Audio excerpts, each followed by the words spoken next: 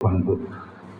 இந்த தலைமைத்துவ பண்பிற்கு இன்று தலைமை தாங்கி வழிநடத்திக் கொண்டிருக்கக்கூடிய சகோதரி டாக்டர் சங்கீதா அவர்களே, இந்த பள்ளியின் அடுத்த நிலையில் ஆளாளராக பொறுப்பெடுத்து செயல்பட்டு கொண்டிருக்கும் அருள் சகோதரி ஜீவா அவர்களே, இந்த பள்ளியினுடைய தலைமை அருள் சகோதரி சத்யா அவர்களே, அருள் சகோதரிகளே, ஆசிரியர் பெருமக்களே, என் அருமை மாணவ செல்வங்களே, உங்கள் அனைவருக்கும் என் மன மகிழ்ச்சியோடு கூடிய வணக்கம். ஓகே, வணக்கம் சொன்ன தெரிஞ்சா புரிஞ்சா புரியலடா? நான் அப்புறம் இங்கிலீஷ்ல பேசுவேன். பதில் சொல்லு. Good morning. Okay, good morning. Good morning. First, இன்னைக்கு இதுவரைக்கும் நடந்த நிகழ்ச்சிகள் சகோதரி டாக்டர் சங்கீதா பேசிய வரைக்கும் எக்ஸலண்டான நிகழ்ச்சிகள். அவங்க சொன்னதுல ஒரு கருத்து முக்கியமானது.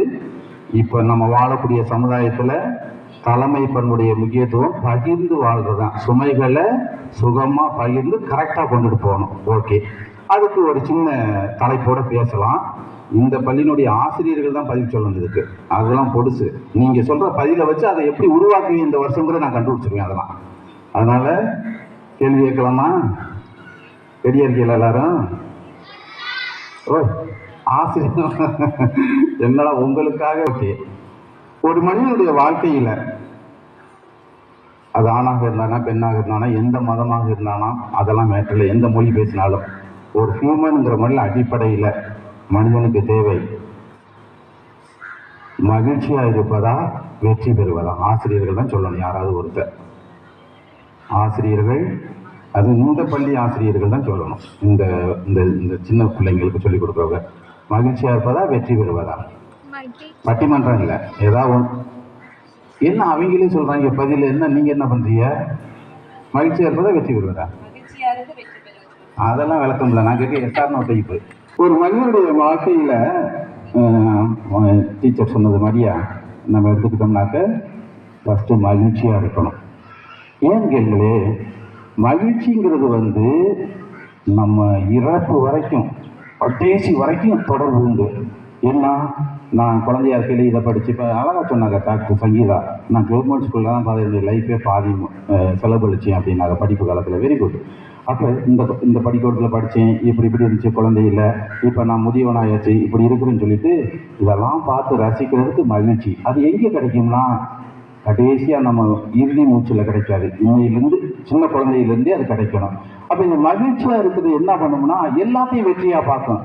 நான் 10வது படிக்கிற கூட ஃபெயிலாக போனேன். நான் ஃபெயிலாக போனேன். அது ஒரு நன்மைக்காக தான் இருந்துச்சு. கடந்து பார்க்கையில் அது மகிழ்ச்சியை கொடுத்துட்டே இருக்கும். அப்போ ஒரு லீடர், ஒரு தலைவர், ஒரு தலைமை பண்பு, பிள்ளைங்க மட்டும் இல்லை, ஆசிரியர்கள், சகோதரிகள், நான் எல்லாருமே முதல்ல மகிழ்ச்சியாக இருக்கணும். எதில் ஃபாதர் மகிழ்ச்சியாக இருக்கணும்?